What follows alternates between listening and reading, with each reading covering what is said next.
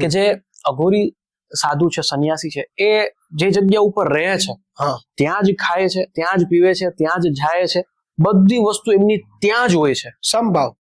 તો એવું પોસિબલ છે ખરી? પોસિબલ એટલે એવું નથી કે પોતાના જ મળમૂત્ર ખાઈ લે, એવું નથી. જી. અમુક લોકો પોતાના મનને એટલે સુધી પહોંચવા માટે પોતાનું મળ પણ ખાઈ લે છે.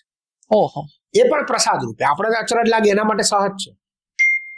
તો આખા શરીરને આ લોકો વજ્ર બનાવી લે. તમે ક્યારેક હિમાલયના એના વાયરલ થયેલા વિડીયો જોયા હશે? જી જી કે જી. બરફની અંદર પણ સ્નાન કરતા હોય.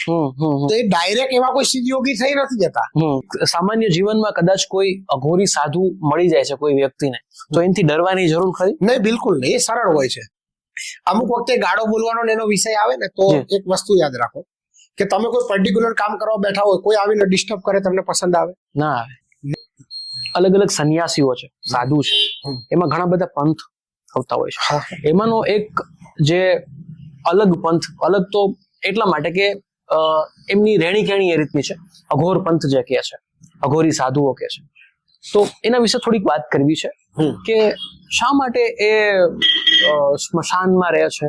ઘણા બિલીવ એવું કરે છે કે માંસ મટન ખાતા હોય છે, ખાય છે. તો એ બધું કરવાનું કારણ શું? શું એના પંથમાં એ રીતની કોઈ વસ્તુ આવતી હશે કે એમની સાધના એ રીતની હશે?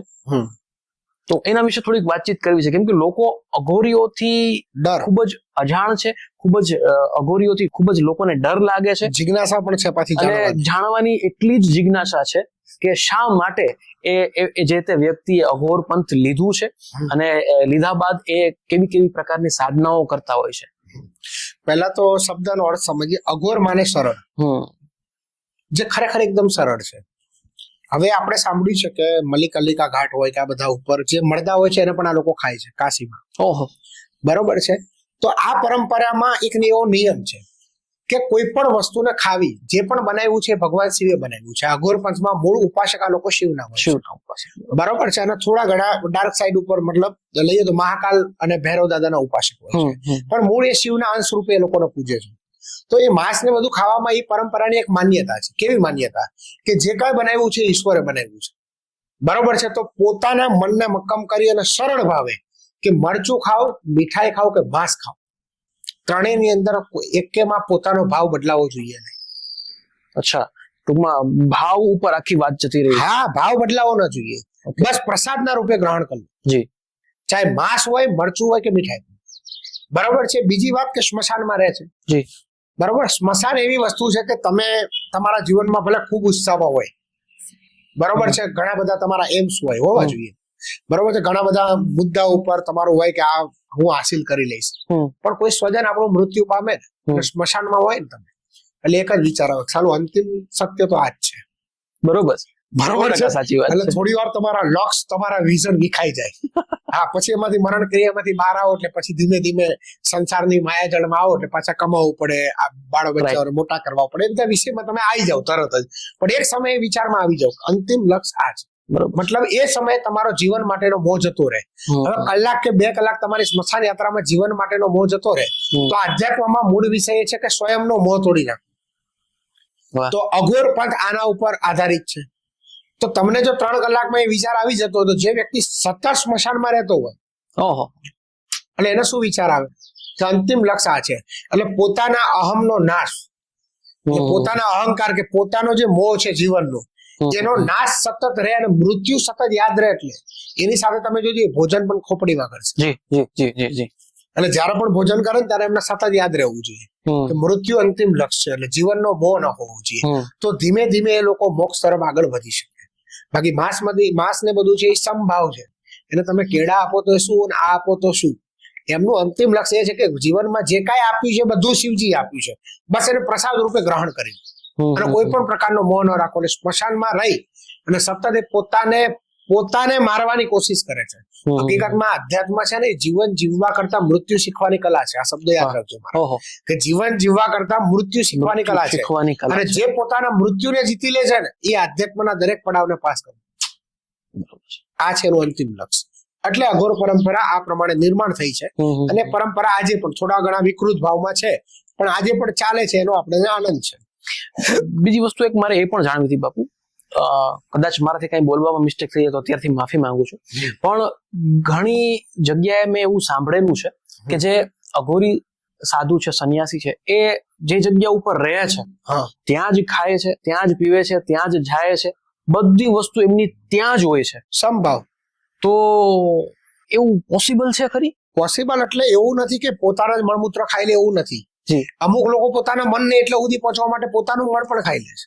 ઓહો, એ પણ પ્રસાદ રૂપે. આપણે અચરજ લાગે એના માટે સહજ છે, બરોબર છે. અને એ સ્મશાનમાં જ રહે છે, સ્મશાનમાં જ જાય છે અને ભભૂતિ લગાડી દે છે, બરોબર છે. ભભૂતિ લગાડી દે એટલે નાવાની જરૂરિયાત હોતી નથી. મતલબ પોતાના વાળ દાઢી એટલી હદ સુધી વધારી લે કે પોતાના અરીસામાં જોવાનો સમય જ ન રહે. અરીસામાં જોવે તો પોતે સુંદર છે, નથી સુંદર, કદરૂપો છે, કોઈ એનાથી આકર્ષાશે. આ તમામ પ્રકારના મોહ તોડવા માટે એ લોકો ત્યાં જ રહેશે અને ત્યાં જ જીવન જીવે છે, જ્યાં સુધી એનું અંતિમ લક્ષ્ય ન પહોંચે. બીજી એક, સામાન્ય જીવનમાં કદાચ કોઈ અઘોરી સાધુ મળી જાય છે કોઈ વ્યક્તિને, તો એનાથી ડરવાની જરૂર ખરી? નહીં, બિલકુલ નહીં. એ સરળ હોય છે. અમુક વખતે ગાળો બોલવાનો એનો વિષય આવે ને તો એક વસ્તુ યાદ રાખો કે તમે કોઈ પર્ટિક્યુલર કામ કરવા બેઠા હોય, કોઈ આવીને ડિસ્ટર્બ કરે, તમને પસંદ આવે? ના આવે. ના એટલા માટે આવે કે તમારા મન જે કામની અંદર સ્થિત હતું, બીજો વ્યક્તિ આવ્યો એટલે એને તમારા મનમાં બીજો વિચાર નાખ્યો એટલે તમે ડિસ્ટર્બ થયા. તો આ સતત સાધનાની અંદર પોતે રહે છે એટલે બીજા કોઈના વિચારો એન્ટર ન થવા માટે હૃદયથી તમારા ઉપર પ્રેમ હોય, પણ તમને આગળ ખસાડવા માટે થોડો તિરસ્કાર ભર્યો વર્તન તમને માનસિક રીતે કરે છે, કેમ કે પોતાના લઈને ડિસ્ટર્બ કરવા માંગતો નથી. તમારું તો સામાન્ય કામ હોય, તમે ડિસ્ટર્બન્સ નથી અનુભવતા, તો એને તો ઈશ્વર પ્રાપ્તિ અને શિવની પ્રાપ્તિનો આટલો મહાન વિષય હોય, ઉચ્ચ વિષય હોય, તો એ શું કામ બીજા ડિસ્ટર્બ થાય? બરોબર, એવી ગણતરીમાં ન જ આવે. બરોબર. બાપુ, અમુક હઠ યોગીઓ જે કહેવામાં આવે છે, હઠ યોગીઓ વિશે વાત કરવી. આપણે કુંભ હમણાં થોડા સમય પહેલા ગયો છે, એમાં ઘણા બધા હઠ યોગીઓ આપણને જોવા મળ્યા છે કે કોઈ એક હાથ ઊંચો રાખીને કન્ટિન્યુ આખું જીવન વિતાવે છે. કોઈ સાધુ એવા પણ છે કે જે આખી જિંદગી ઊભા જ રહે છે, તો ખડેશ્વરી જેને કહેવામાં આવે છે. તો આવા હઠ યોગ શા માટે લેતા હોય છે? હવે હઠનો મતલબ છે જીત, બરોબર છે, અને પર્ટિક્યુલર કોઈ વ્યક્તિ વસ્તુ માટે થઈને જીત. હવે હઠયોગ આખો એક સંપ્રદાયનો વિષય છે, જેમાં મૂળ સંપ્રદાય તો ગણીએ તો નાથ સંપ્રદાય છે, બરોબર છે. અને નાથ સંપ્રદાયનો આધાર ક્યાંક ને ક્યાંક તંત્ર સાધના ઉપર છે, બરોબર. હવે હઠયોગ થી હાથ ઊંચો રાખી લેવાથી કે પગ ઊંચો રાખી લેવાથી એ મોક્ષને પામી જાય એવું હોતું નથી. જી બિલકુલ. એને મોક્ષને કે આધ્યાત્મને કઈ લેવા દેવા નથી. પણ હઠ સંપ્રદાયની પોતાની એક માન્યતા છે કે આપણે આ શરીરે જ મોક્ષ જોઈએ છે, જેને આપણે આધુનિક ભાષામાં એનલાઇનમેન્ટ કહીએ છીએ, બરોબર છે, કે લિબરેશન કહીએ છીએ, કે આ જ શરીરે જોઈએ છે.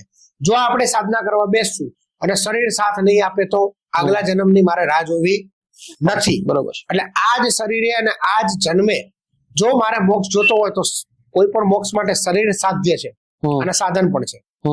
તો આ સાધનને મજબૂત બનાવવું એ એની સંપ્રદાયની માન્યતા છે. એટલે એ લોકો શું કરે છે, પોતાના માથાના વાળ, મતલબ માથાથી લઈ અને પગ અંગૂઠા સુધી દરેક જે મતલબ દરેક પોતાના જે અંગો છે ને એને એ પોતે વજ્ર જેવા બનાવવાની કોશિશ કરે. હાથ ઊંચો રાખીને હાથ વજ્ર બનાવે, અલગ અલગ યોગ કરીને પોતાના શરીરથી લઈને ઇવન ત્યાં સુધી કે હૃદયના ધબકારા પણ કંટ્રોલિંગમાં લાવી દેવા. ઓહો, 1 કલાકમાં સામાન્ય માણસ 50 થી વધારે ધબકારા લેતો હોય તો એ 10 ધબકારા સુધી પહોંચી જાય. ઓહો, બરોબર. એટલે શરીરના એક એક અંગને આંખથી સૂર્ય સામે જોવાનું નક્કી કરે તો આપણે કેટલી વાર જોઈ શકીએ? 30 સેકન્ડ, 40 સેકન્ડ, 1 મિનિટ વિથિન. તો એ લોકો એના ઉપર બી ટ્રાય કરે. તો આખા શરીરને આ લોકો વજ્ર બનાવી લે. તમે ક્યારેક હિમાલયના એના વાયરલ થયેલા વિડીયો જોયા હશે કે બરફની અંદર પણ સ્નાન કરતા હોય. તો એ ડાયરેક્ટ એવા કોઈ સિદ્ધ યોગી થઈ નથી જતા, પણ ધીમે ધીમે બરફની અંદર રહેતા રહેતા રહેતા તમને આદત પડી જાય. ગાડીના ગેર જેવું છે મારા ગુરુજી કે શરૂઆતમાં ગાડી ગેર જોવો પડે, સ્ટેરિંગ જોવો પડે, પછી શીખી જાવ પછી ઓટોમેટિક. તો એ લોકોને પછી બરફ હોય કે ગરમી હોય કે ઠંડી હોય કઈ ફરક પડતો નથી, કેમ કે શરીરને પોતે વજ્ર બનાવી લે. અને વજ્ર બનાવી લે પછી એ સાધનામાં ઉતરે. અને જ્યાં સુધી મોક્ષ ન મળે, બરોબર છે, ઈશ્વર પ્રાપ્તિ ના થાય ત્યાં સુધી સતંતર લાગ્યા રહે. હું એવું માનું છું કે હઠ યોગીઓ રહે ને 150 વર્ષે લોકોની જુવાની ફૂટે છે. ઓહો, મારા ગુરુજીના શબ્દો છે. એ હિમાલયમાં 12 વર્ષ સતત રહ્યા મારા ગુરુજી. તો એ લોકો કેવું છે કે એવા પણ મને યોગીઓ મળતા કે 150 વર્ષે તો એની જુવાની ફૂટે, મૃત્યુનો તો પછી વિષય. એટલે એ લોકો પોતાના શરીરને વજ્ર બનાવે છે અને પોતે પ્રાણ ઉર્જા ઉપર કંટ્રોલ કરે છે. આ 2 વિષય ઉપર એ લોકોની મહારત હોય છે. અને પછી એ લોકો ઈશ્વર પ્રાપ્તિ માટે લાગે છે, જેથી શરીર છેક સુધી મજબૂતીમાં કામ લાગે. ઇવન 2 મહિના ભૂખ વેઠવી હોય તો એ લોકો વેઠી લેશે. બરોબર છે. અને સૌથી વધારે ખાવું હોય તો પણ ખાઈ જશે.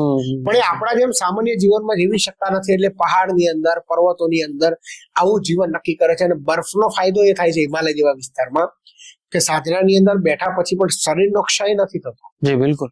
હજારો વર્ષો સુધી. બરોબર છે. એટલે હિમાલયની પસંદગી હઠ યોગો સૌથી વધારે કરે છે. બરોબર છે. બરફ જેવા વિસ્તારો.